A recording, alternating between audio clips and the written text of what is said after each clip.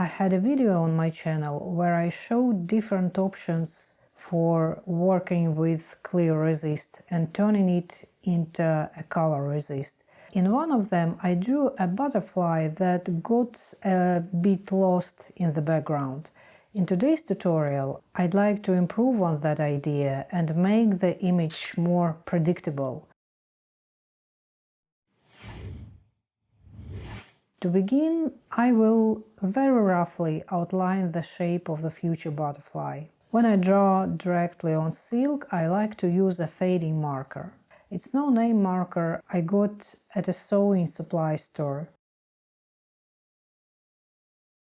You don't need to be precise at this stage, just a rough outline for now, but still I'm going to correct the left wing of the butterfly.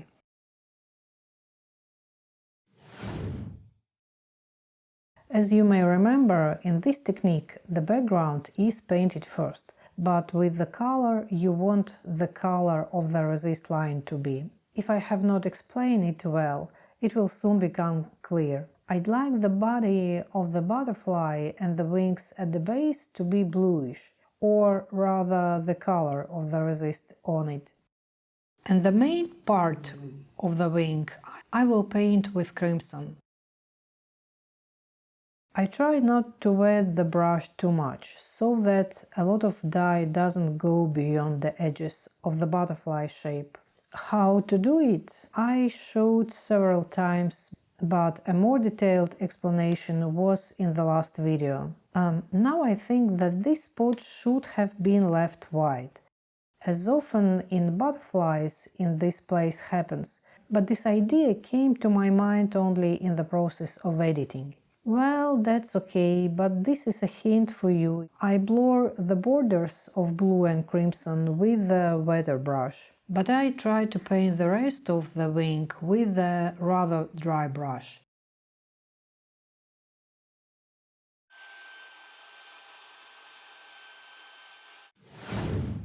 After the butterfly dries, I apply resist, drawing a line only on the color, even a little from the edge inside the outline of the butterfly, where the color is denser, more saturated. The body of the butterfly, as I said, will be kind of circled with blue color resist, and on the inner part of the butterfly's wing, the resist will also be blue, but much lighter.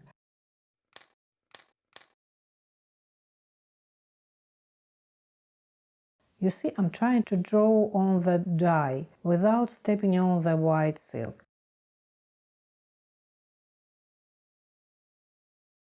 The shot is a bit out of focus, but you can still see that I'm running the resist on the dyed silk.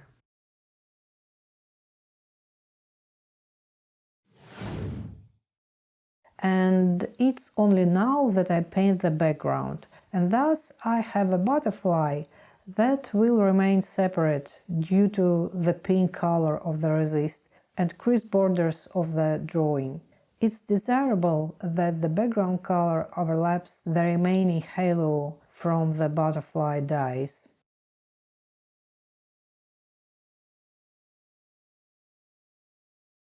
Here I will darken it a bit more, and here, for clarity, I'll show a lighter shade of the background. In fact, some dyes are usually blurred, blended with the background, and don't interfere with our perception. But today I'd like to cover this pink halo, and so I'm going to make the background color darker.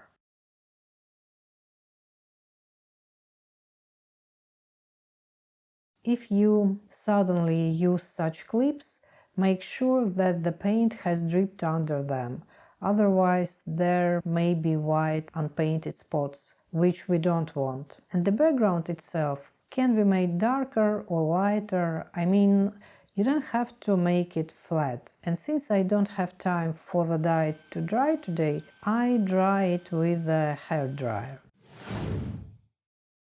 And now I can design the background. And accordingly, on the background, the resist color will become ultramarine. All these tricks, tips and inventions for the case if you have only transparent resist at hand, and it's not very suitable for your idea. So there's a great way to turn transparent resist into colored one. Use it with fun, with pleasure. Enjoy it. I repeat almost all the elements I used in this video. I mean the butterfly, the stripes with dots, but this time I can make it so that the butterfly doesn't get lost in the background. In short, it's better to think ahead sometimes. Although very often random things that are made up on the fly work out great. Now I can paint both the butterfly and the background. And like last time, I'm going to use mostly orange dye. See how the resist color shows up. I really like the fact that with this technique it comes out quite varied, changing color many times. Here it's blue, here it's pink. I chose orange again for the second layer for the background. And just like in the last video, the background turns brownish gray.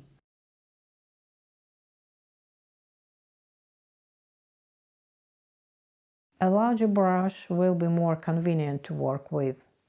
I dilute the orange dye with water more or less, and the mixture of ultramarine and orange color gives us a beautiful noble gray color, and sometimes it goes to the browner side. Sometimes it stays more ultramarine, depending on how much I dilute the orange dye with water.